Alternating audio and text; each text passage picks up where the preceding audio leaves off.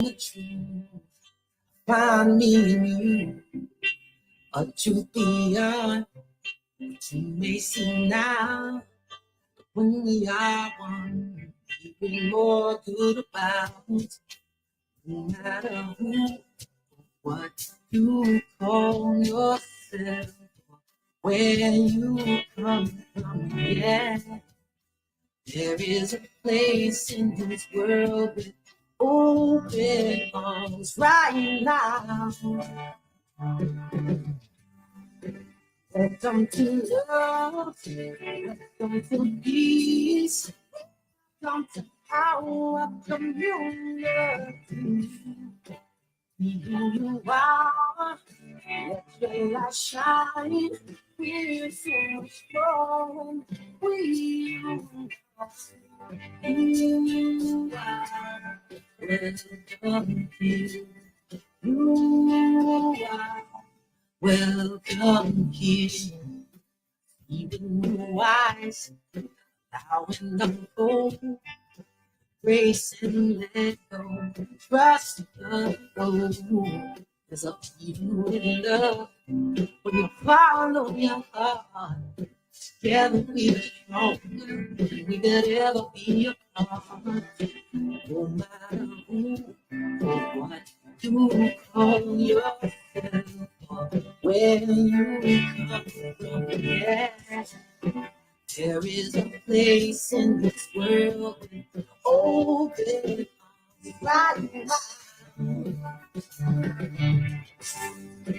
Welcome to love, welcome to peace, welcome to our community. Be who you are, let your light shine. There's so much more we can sing.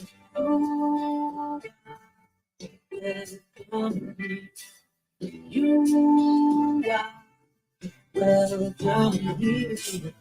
Breathe in and out, slow. All that's around you, all that you see, all that's around, let it go. Welcome to love, welcome to peace, welcome to our community. Be who you are. Let your light shine. There's so much more when we unite. When we unite. We unite. We unite.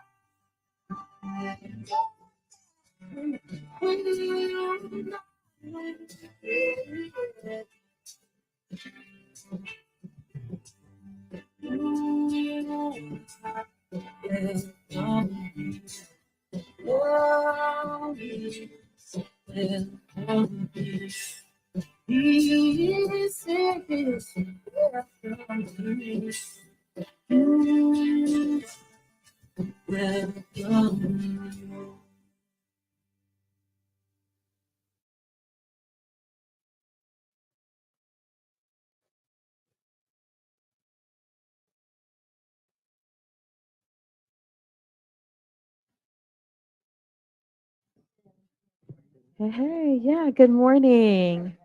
Good morning and welcome, everyone. I am Reverend Cindy Grimes, and it's a beautiful day at Center for Spiritual Living Ocala. We are so happy to have you here. You are welcome here. I hope you all know that. And happy Father's Day. Do we have any dads in the room? We got at least one, two, a couple. Happy Father's Day. How many single moms have been? Yeah, thank you for that. We got any of that? Yes. Yes, for sure. For sure. So, welcome. Do we have any first time visitors? I know we have at least one. Oh, Dilly.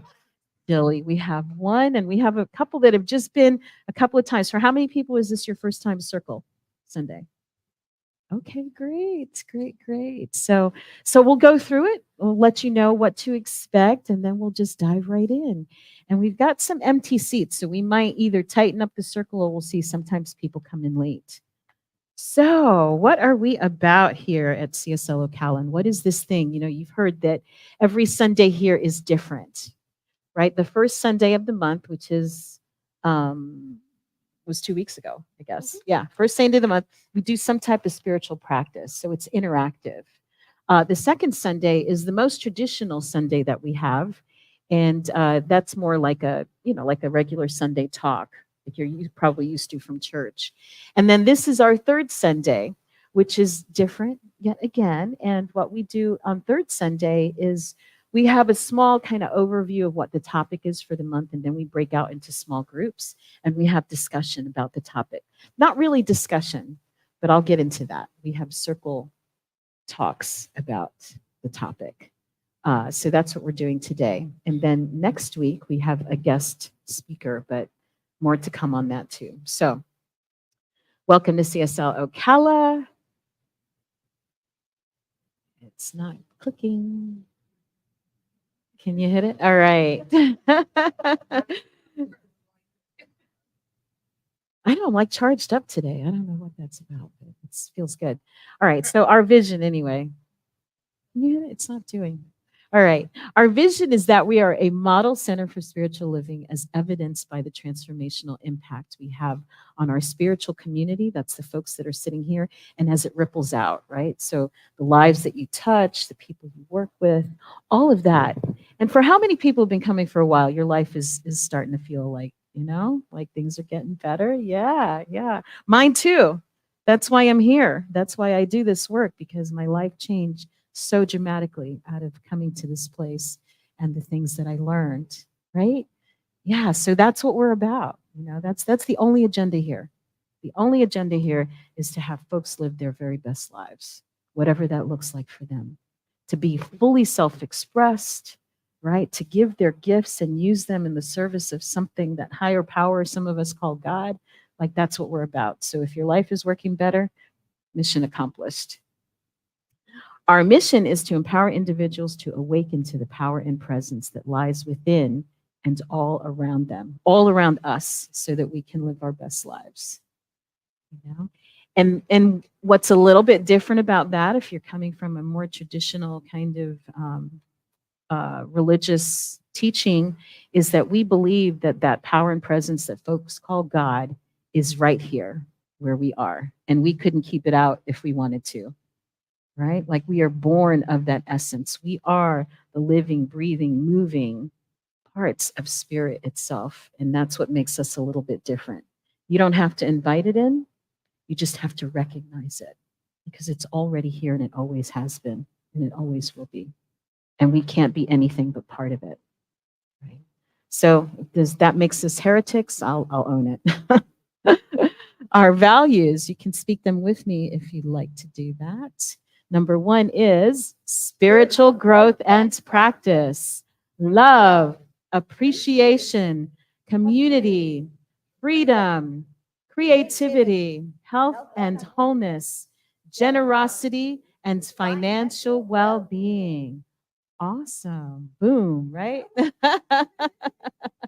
So those are the things that are important to us. And if they are important to you, then maybe you found a match.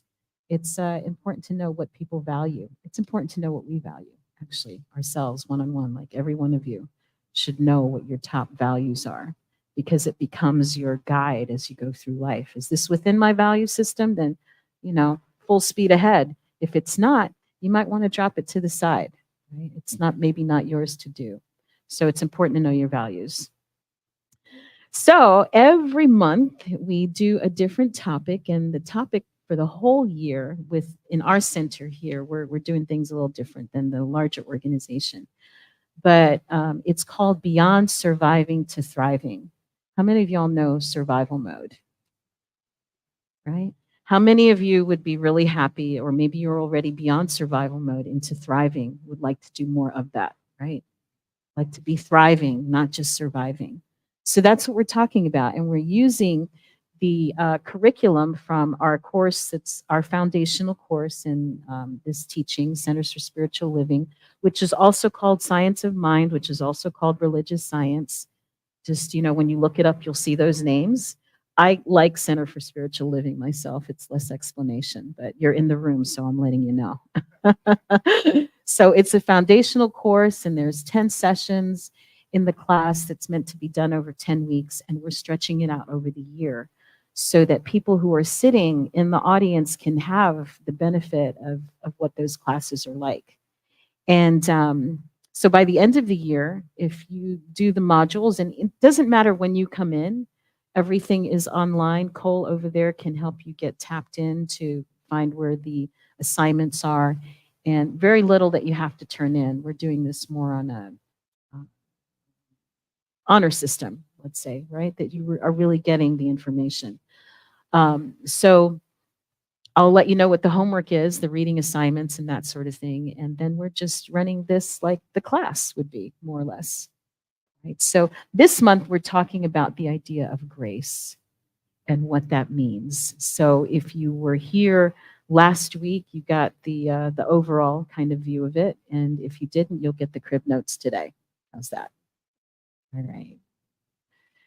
So you notice that we're sitting in somewhat of a circle. It's a little more like an amoeba, but that is intentional. That's intentional. In my other life, I'm here at the Center for Spiritual Living, but I also teach circle practices, restorative justice, restorative practices, and those things revolve around bringing people together in circle to have conversations for the purpose of teaching, for the purpose of team building, also for conflict resolution. They're used in lots of different ways. But all of those circle traditions come from indigenous practice. Right? So whether they're African indigenous people, if they're Australian or in the Americas, right? Indigenous people have been coming together in circle for as long as there have been people. And so that's where this idea comes from.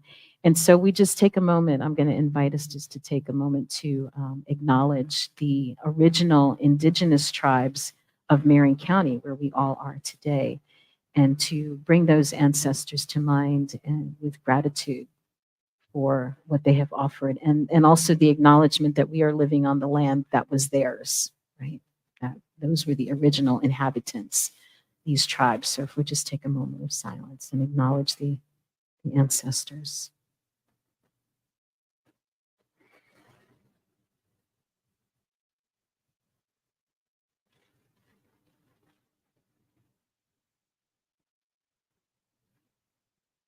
Thank you. Is there a little extra reverb on my voice? It sounds all right? Okay, good. It sounds like, ooh, like a little bit like the voice of God. A little bit, right? Okay, in a good way. Okay, great. So, especially for our new folks, just a little grounding of what is this teaching, this thing we call the science of mind. And it is a practical study of consciousness and truth principles, right? From science, from philosophy, from psychology, and from spiritual perspectives. So the person who founded this is named Ernest Holmes, and he basically pulled the common threads of the world's great religions, along with philosophy, psychology, et cetera, et cetera. And so they're universal truth principles. And at least that's what I like to think that we're teaching. That's what folks in Science of Mind are saying they're teaching. So if you have an alternate view on something that you're sure is the truth, by all means, let's have that conversation. So I'm not here to be the grand poobah, and to tell you this is what you must believe. These are just ideas. And that we invite you to consider these ideas and see how they work for your life. There's no have-tos here, right? It's an invitation. We're all here. I don't know what brought you all here today. Everybody came for different reasons, right? But my hope and my intention is that we all get something really positive and inspiring and enlivening out of being here together with one another. And so we pull those common threads to help people live their best lives, right? To maximize their potential. And the teaching is based on the principle that consciousness is the source and substance of all that is, that we are one with that consciousness, and that we use our consciousness and our awareness to create our experience of life. So that word consciousness could be interchangeable with the word God, perhaps, or spirit, or however it is that you frame the God of your understanding. Okay? And so circle, why circle? What do y'all think is unique about sitting in circle versus sitting in rows? Seeing each other. What's that? Equal. Yeah. Yes. Connectivity. Yeah. Fabulous. All of those things. What was that? Never ending. Yes. Equality. Yes. Yes. You get it. You get it, right? Circles provide structure and process for conversations that foster mutual respect, emotional literacy. How many of us could use a little bit more emotional literacy, right? Like what to do with all those strong emotions that flow through us, right? Problem solving, accountability, self-regulation, self-awareness, and shared leadership as well. I love sitting in circle. This is like one of my favorite things to do, and for all of the reasons already stated, because it's connecting, because there's no hierarchies, right? Everybody is the same in a circle. I have my role here at the center, but I don't believe in hierarchies of people. You know, I don't believe that some of us are better because of position or money or whatever that thing is. We all come into the world, you know, the same way. We all leave it when our time is done, right? Those are like human truths. Right. So we're all here with something to teach and something to learn. And Circle gives us that opportunity. So those are all the things. I think we said all of those things, right? Symbol of wholeness and unity. It's universal, shared power. Everyone is valued. Everyone is seen and heard. So with all of that loveliness, all of that wonderful stuff, Circle is not for a couple of things, at least here. It's not for lecturing, despite the fact that I am sort of lecturing a little bit right now. That's not what Circle is for. God bless you. Oh, that's not right. It is, well, it's not for discussion. Let's put it this way. When you split out into circles, there's going to be three or four questions that you're going to be talking about, but it's not a back and forth discussion. Okay, everybody answers the same question. And while you may feel like, wow, that just reminds me of this, it's not for that purpose. Okay, so we're not giving each other advice. Right? We're just here to present the questions so that things can open up for all of us. It's an opportunity for our awareness and understanding to expand from everybody in the circle. So we want to make sure that everybody gets heard. It's not a back and forth discussion. Does that make sense? Parking lot, exactly. We'll talk about that too. The circle's not for persuading people to your point of view. It's really just for expressing your point of view. It's not for berating people or feeling like you're going to put someone in their place or get them back or any of that stuff. That's not what it's for. And despite the fact that you may walk out of here feeling very enlightened and uplifted and like you've just been to a wonderful therapy session, it's not therapy either. Okay? It's an opportunity for all of us to grow and learn from each other. Right? Any questions or comments on that? All right, super cool. So our guidelines, Circle's a place of mutual respect, right? Everyone is seen and heard. Maintain confidentiality. One of the things that, well, the next thing says embody brave space. In a lot of this kind of work, people call it safe space. And so I've now evolved from calling it safe space, which is important, right? It has to feel safe so that people can show up and people can feel like they can share. But we're also calling you to be brave as well as feeling safe. So it has to be safe so that people can show up and be brave. And that requires that we maintain confidentiality so that if someone shares something about themselves in the circle, you don't want your stuff out there, to everybody. So we share the learning, right? But we keep the stories unless you have permission from that person to share their story. as a therapist here, sitting here, right? You know, she gets lots of gems from people, right? So maybe if a person says yes, you can share that story, that it might help somebody that Christina is working with. Okay, so confidentiality and brave space. Be present. What does that mean? Anybody want to say what that is for them? Live in the now. Yes, yes, that's right. Be here in this moment. What was that? Be grounded. Yeah. We all had stuff that happened before we got here today. We've all got a life, you know, outside of here that we're going to go to afterward. But just be here now. You know, let go of all that stuff. You can pick it up later when you leave if you choose to. Right? So be present. Wait, WAIT. That stands for two things. Number one, why am I talking? Why am I talking? Some of us are bigger talkers than others, right? So if you find yourself talking a little bit too much, like taking up too much space in this circle, you might want to throttle it back a little bit. The other flip side of that is, why aren't I talking? Right? Because we want to hear from everybody. So let's all just be really mindful and respectful of allowing space for everybody to be able to speak and show up. Okay? I'm seeing the heads going like this. Yeah.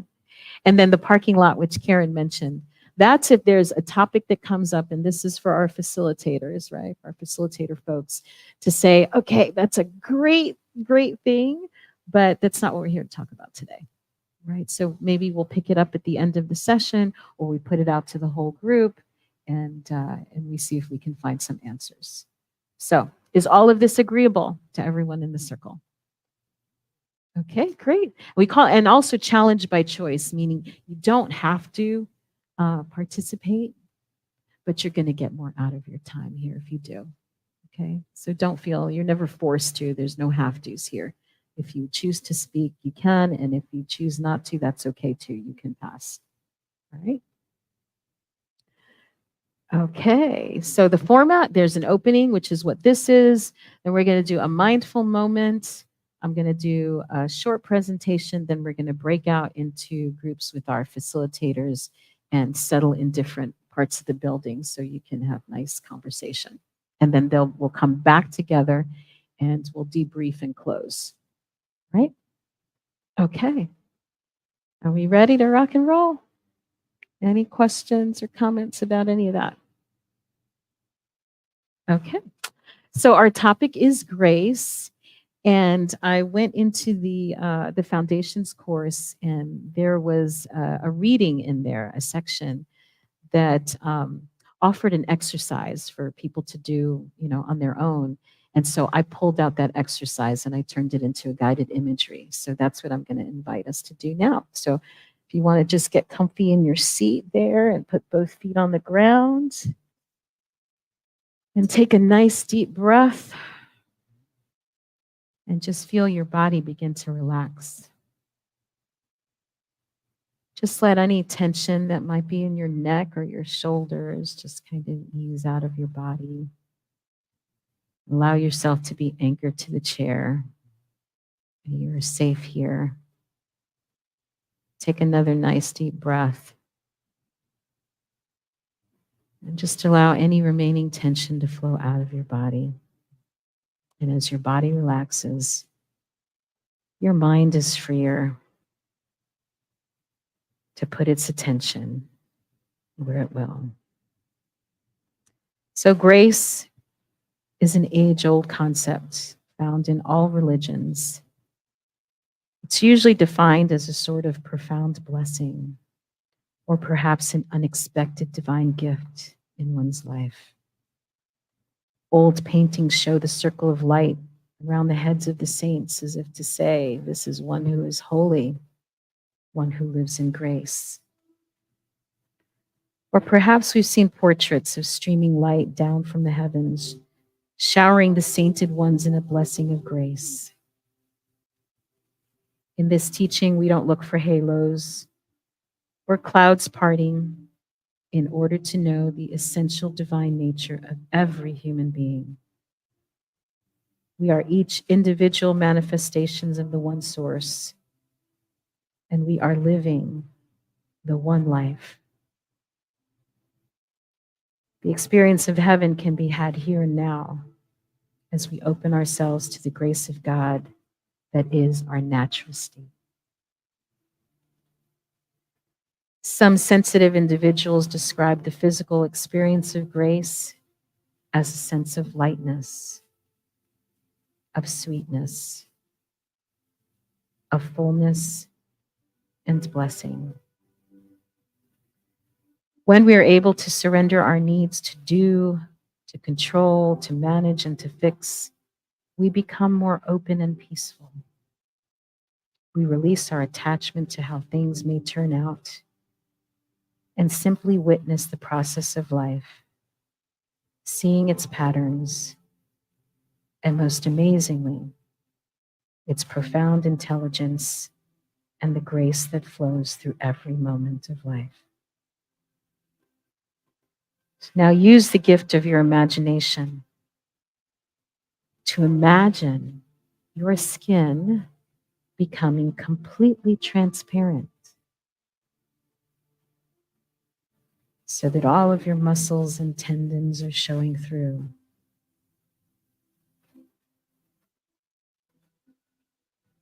Now imagine that all of your muscles become transparent so that your organs and bones are showing through.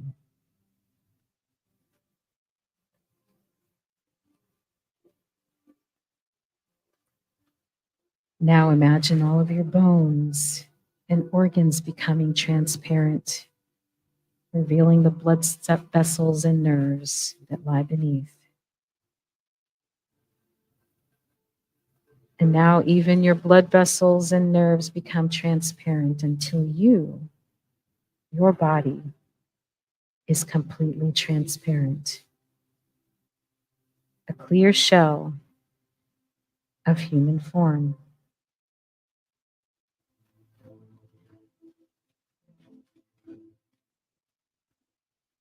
Now bring your attention to source energy, the great undifferentiated spirit at the center of your being.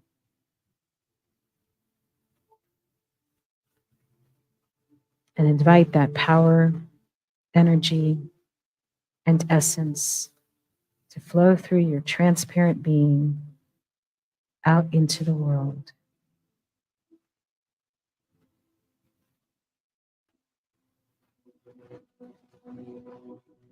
Relax and allow this flow of spirit to pour through every inch of you, out into the world, as if you're a clear window, a clear conduit of the divine.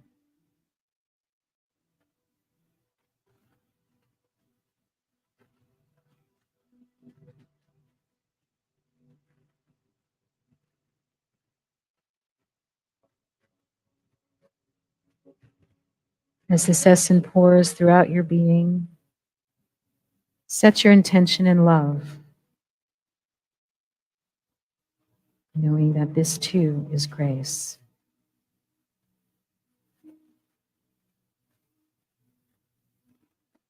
Pouring in, through, and out from you throughout your whole life.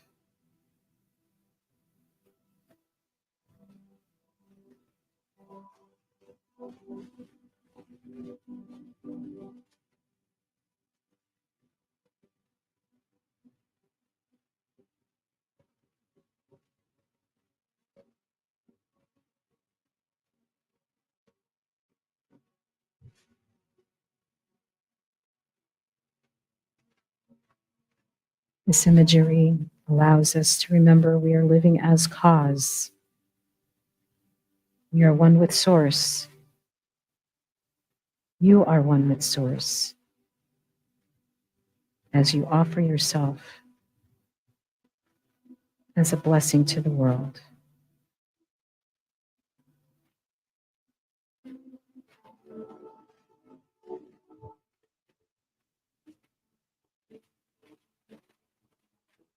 As this deepens, you realize you're not just offering your body as a conduit, but you're surrendering to the process of being Source.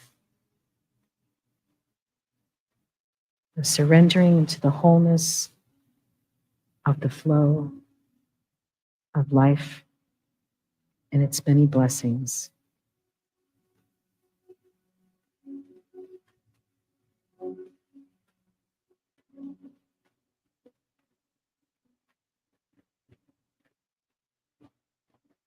As you experience the deep certainty of this divine flow, as there is nothing to ask for, nothing to want, only the desire to be, you recognize yourself as wholeness, as oneness.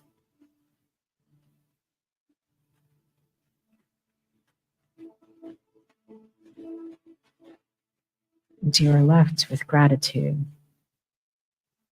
for all of life and how it shows up in, through, and as you.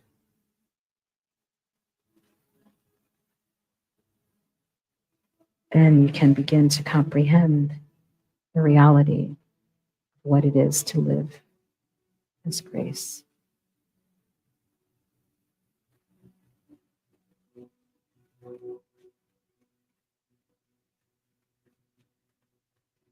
And now take another breath. And bring your awareness back to this time and this place. And when you're ready, you can open your eyes.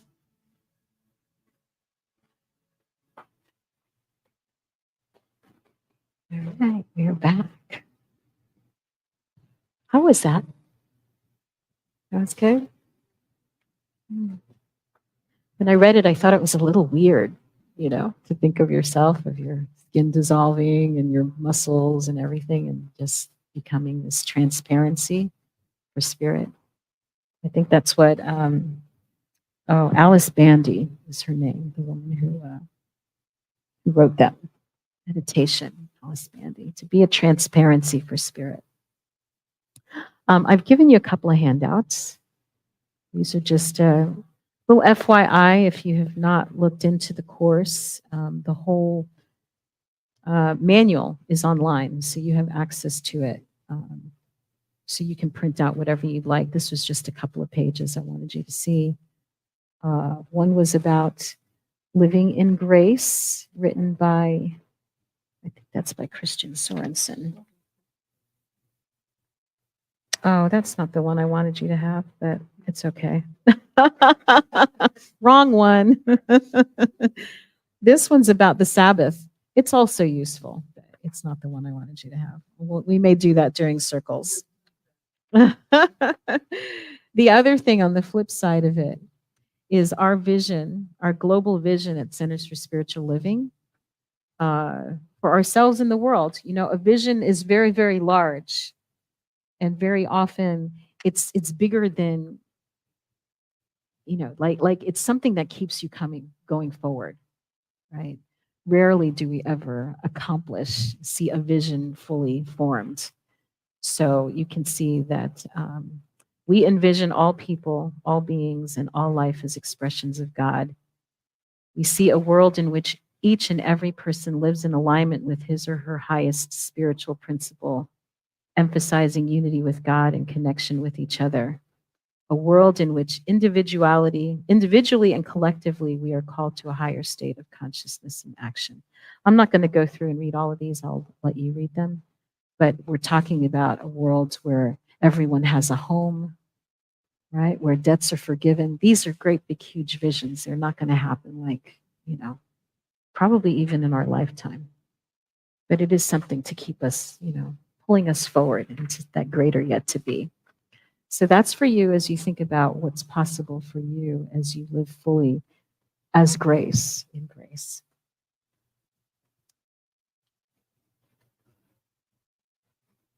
So this is from Alice Bandy, who again wrote that little meditation, talking about grace. We do not give up our individual power or our highest intentions. Rather, what grace is about is aligning our entire being consciously, by choice, with the very highest, finest goodness of God, and then we invite it to flow through our minds and bodies into our lives, our relationships, and all that we do. So this idea is that grace is really the presence of God, of spirits, of the universe, of the presence. And so it's always there. We don't have to let it in. Um, Someone said to me last week, she said, "Ooh, you certainly were bold in your assertions and how you spoke last week." And I didn't mean to be, I hope I was not disrespectful, if anybody felt that, as far as beliefs of more traditional Christianity. But I do feel very strongly that much of it is toxic and very damaging. And many of you are sitting in this room because of the damage that was done to you in other places. And so we're just not about that.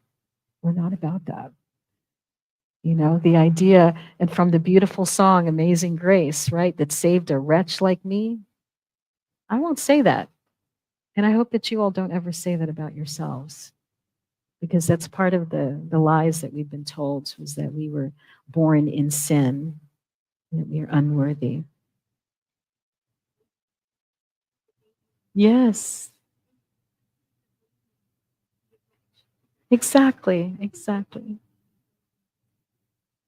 Thank you for saying that. And I should have brought more attention to beautiful little Ace, who is laying there in the blanket in the corner.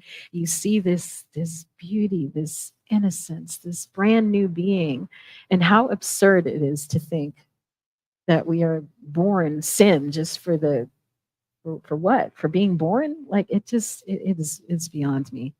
And I just will not I'm not going to perpetuate that. We won't perpetuate that here. If that's still your belief and it hurts your feelings that we're saying that, there's lots of other churches you can go to where they're talking that. I'm not gonna be hurt. If it doesn't resonate, it's okay. It's okay. I'm really about people growing, you know, growing and learning and being their full selves. All right. That's what we're about here. So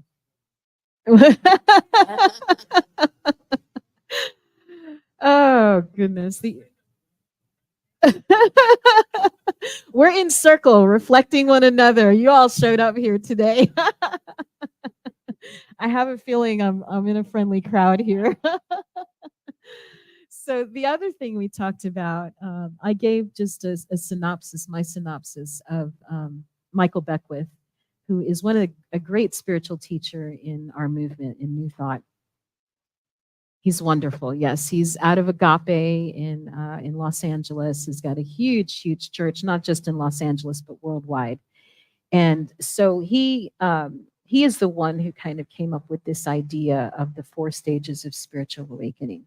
So this is like 4 minutes, I think, this video, and I'll let Michael explain it for himself.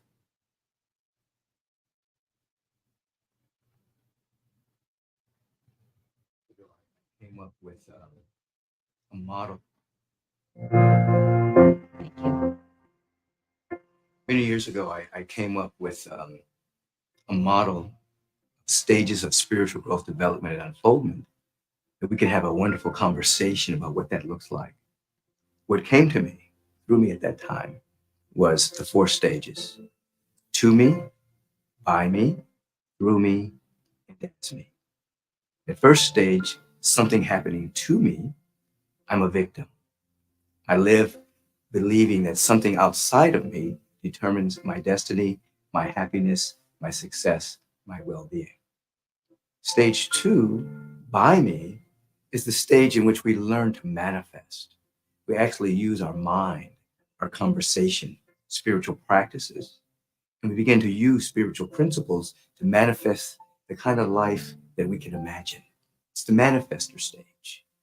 Stage 3, through me. It means I've done such rich work in stage 2 that I have an inner subjective belief that life is for me, that the universe is progressive, that something wonderful is always trying to happen. And I learn to yield to it, to surrender to it, to give over to it. This is the stage in which you go into the zone at times. You have a peak experience. Something is operating through you. And then stage 4 is as me. The line of separation is dissolved, and I feel my oneness with all of life with no filter. Stage 1 is victim. Stage 2 is manifester. Stage 3 is being a channel or a place. Stage 4, I'm it. No separation. So in the stage 1, the victim consciousness, we feel disenfranchised from the world, disenfranchised from opportunities, disenfranchised for what we've inherited from the universal presence. We're separated, we're isolated, we're alone. In stage 2, we use what is often called mind power in the right use of our imagination, creative visualization, high, wonderful conversations, keeping our attention high to create a vibrational match of that which we would want to manifest. It's very masculine. I'm using the laws. I'm directing my attention. I'm making something happen. Stage 3, it's more feminine. I'm yielding. I'm surrendering. I'm allowing. Because I've come to an awareness that the order that we all depend on, I don't make that order. That order already exists. I'm yielding to it. I'm surrendering to it. Stage 4, the sense of separation is dissolved and I feel totally at one with life. Stage 2, I'm making something happen. Stage 3, I'm making something well. There's a shift. It's a shift. Research has shown that when you know why something works, it even works better. For instance, we know that vitamin C is good for us. But if you actually read something about vitamin C and see the efficacy of how it works on the body temple, then when you take vitamin C, the vitamin C is enhanced throughout your body temple in terms of your immune system, etc. These 4 stages, when you actually study the map, you actually read about it, you actually do the practice, it enhances and expedites your spiritual growth, development, and unfoldment because now you know why as well as what.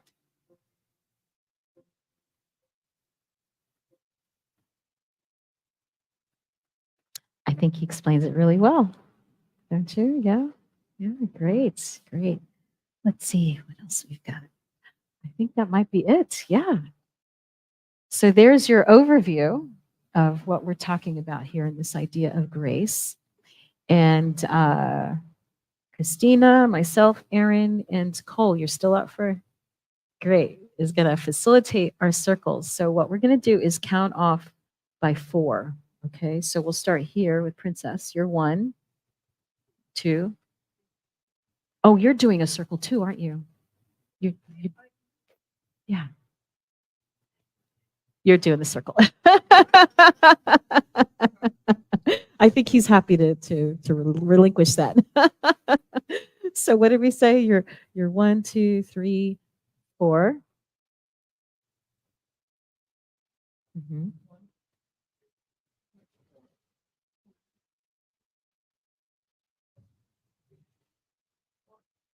All right, perfect. So you're 1, 2, 3, and 4 over there. Great. Do you guys want to be in, or Richard? We've got folks online. Rich. Okay. All right. And Cole, you can join a circle. So let's see. We could usually have 2 groups in here, and then there's usually a group out in the bookstore area. Let's see. And then outside, but outside's really hot. I usually take outside. You're up for outside? All right, I'll go outside. I usually go outside. So, all right, if you're in my group 2, we're going to be outside. Where are you going to be, Christina? Here? Aaron, maybe on this side? Or you want to be in the bookstore? So you be here on this side? Okay, terrific. All right. 2s are with me. 1s are here. 2. Oh, let me take this off.